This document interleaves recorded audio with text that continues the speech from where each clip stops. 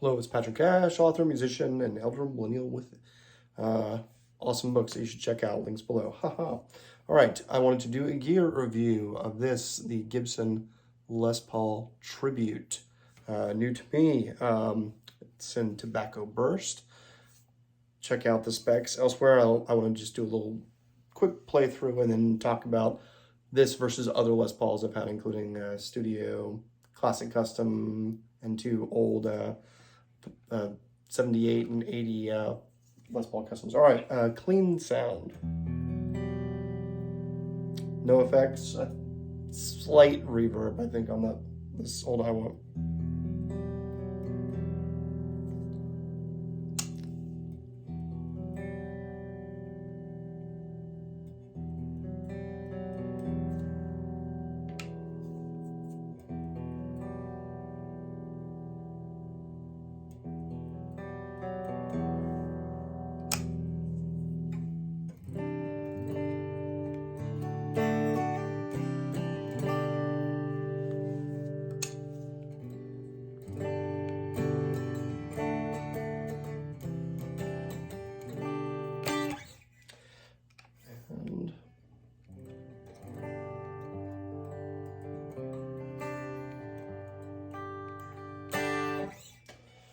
That's clean, nothing added, except for a tiny bit of reverb. I add a little bit of delay, chorus, and compression. Back to the neck pickup.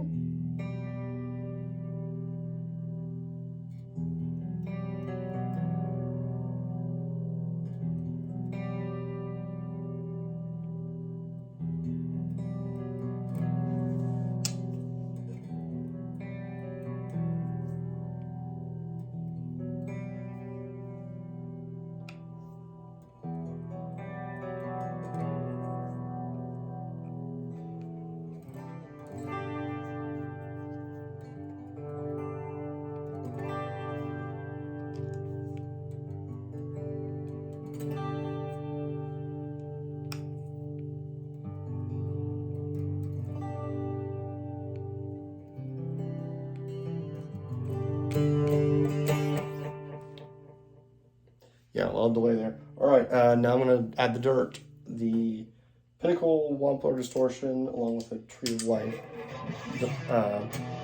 overdrive.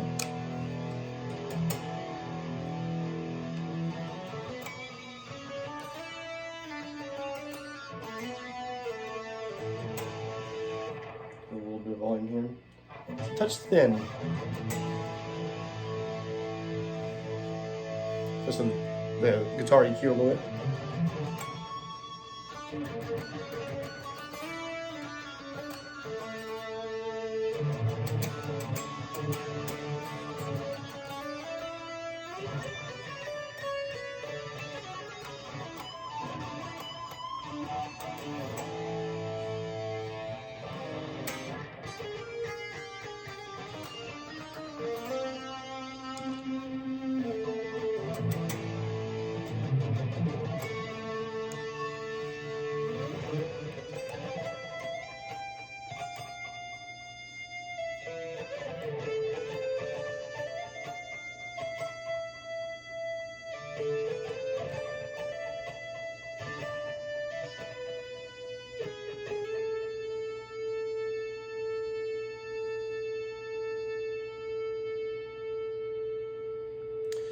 Pretty nice sustain.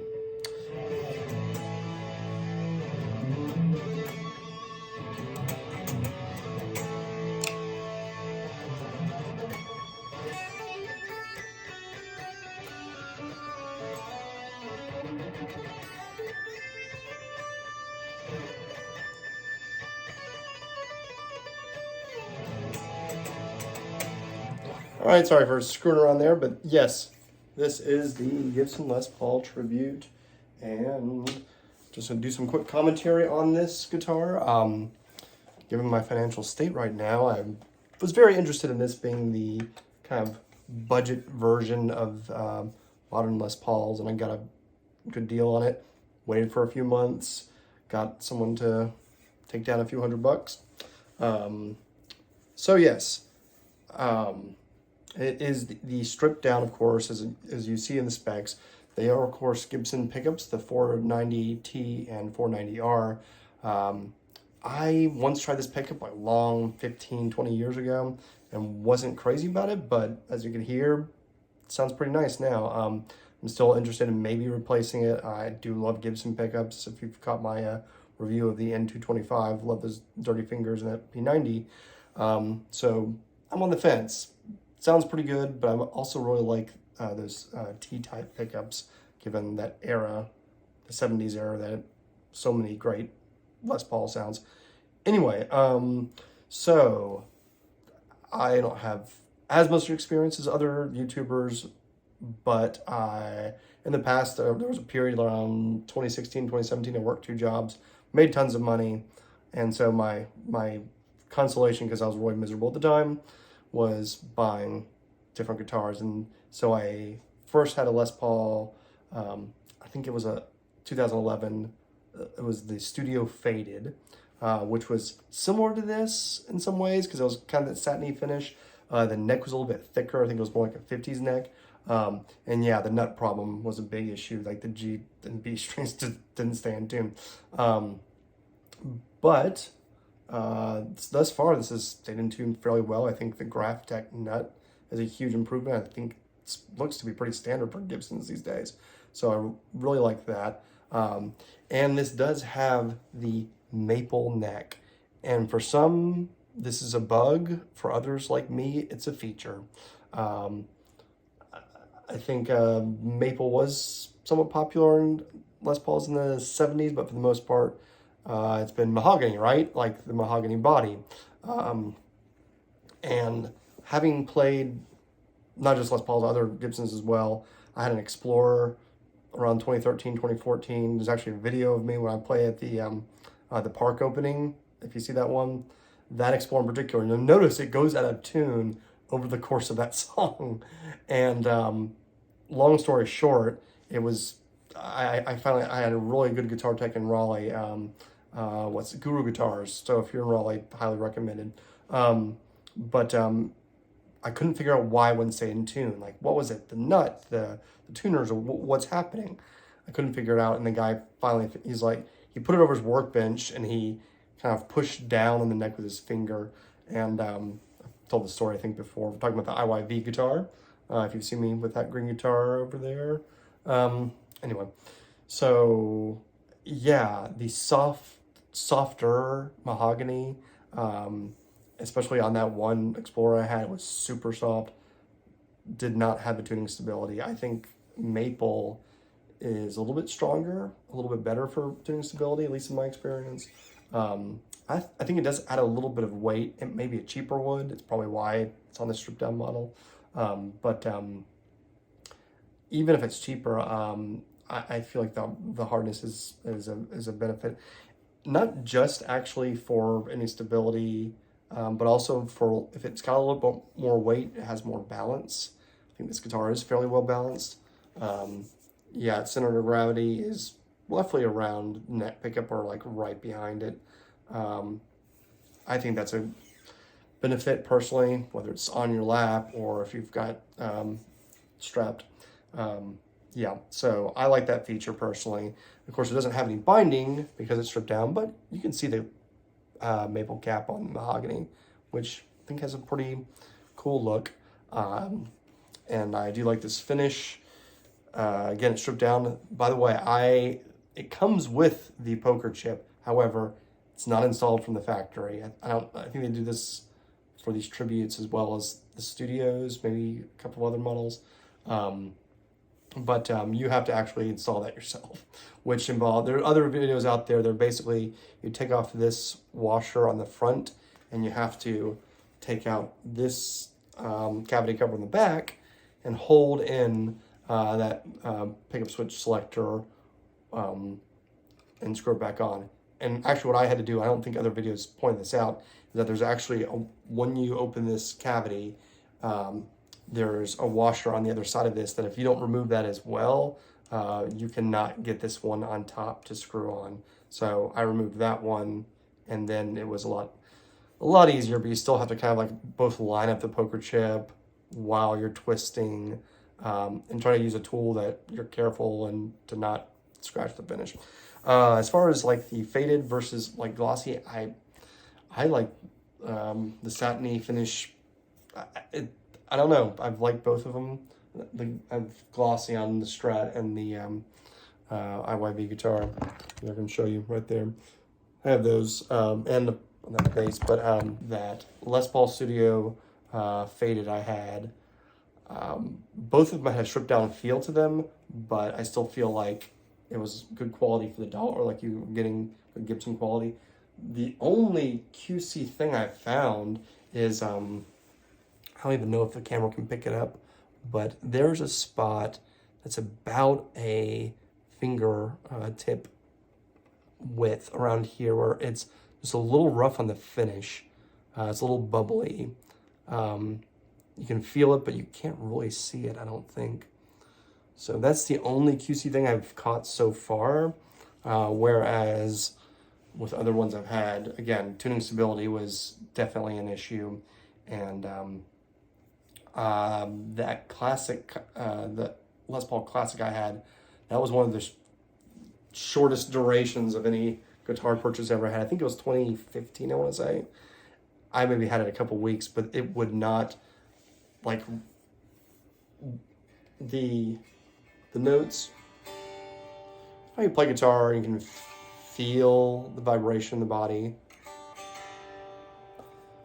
You feel it in the neck. If you put it on a string swing, you can feel it even against the wall. But for some reason on that Classic Custom, it was it did not resonate, and it didn't sustain hardly. Anyway, it looked really pretty, but it did not play well. This, judge for yourself, I think it plays fairly well. Great value for the price. This is, as far as modern Gibson Les Pauls go, other than like the Junior and kind of like one of those budget P90 kind of guitars, like if you want the full humbuckers, this one is kind of the base, no frills model. You still have your inlays, and I think this is a rosewood fretboard. It is a screened logo instead of like the pearl inlay or whatever that they use for other models. So stripped down, but again, if you're just looking for basic Les Paul feel, it is the, I think they call ultra modern weight relief. This feels a touch heavier than that Les Paul Faded did. I weighed this in at just, use my little scale over here, and it was 8.1 pounds, so about average guitar, lighter for a Les Paul for sure. I want to say that the Studio Faded I had a different kind of weight relief, and that might have been, I don't think it was 8 pounds. I want to say it was like maybe 7 3/4. Anyway, and then comparing this with, I really did like the two Les Paul Customs I had that were from the 80s. One was made in Kalamazoo. I think that was the 1980. I have a couple of video clips out there of me playing that one. It was really nice. Actually, just sold it, honestly, for the cash at the time. The 78 I wasn't as crazy about. Actually, I might have them reversed. I think it was the 78 that I liked, and the 80 that I wasn't crazy about. But the 80 like kept tuned wonderfully, but it was a je ne sais quoi. Like I wasn't even sure what I didn't like about it. I sold that one. I didn't use it very much. I maybe sold it after 6 months. And then I kept the other Les Paul Custom for a couple of years. I really liked the guitar, even though it had a lot of wear, and someone did like a hackneyed fret scalloping to the upper frets. But anyway, I played it a lot. It had tone rider pickups, which I now have in my IYV guitar. Anyway, so as far as this option goes, I think it is a very, very solid option. I think people should check it out if you want to have the... there's a lot to be said, a lot of fair critiques about Gibson's direction these days. People will comment to the effect of it's for doctors and lawyers anymore. They have so much of the custom shop stuff, and they're all going for $5 grand, $8 grand, $10 grand. And yeah, it seems like they're going for the kind of folks that went to medical school or law school and just like to have a very, very pretty guitar hanging on the wall that they don't play very much. I do think that at around, I think this is 1,300 retail, but if you get a good deal, if you get one open box or used or something like that, you might find it for 900 or a grand. All right, so I feel like it keeps up, definitely comparable with my Studio Faded from 2011, but better tuning stability. I like the neck shape a little bit more. It's not as chunky as the 50s, but I don't think it's quite as thin as the 60s style. I don't know. It seems like it's somewhere in the middle. I may be wrong about that. But otherwise, very stripped down, very basic, but it got it where it counts, kid. I'll leave you with that Star Wars reference to be a nerd, and thank you. Take care.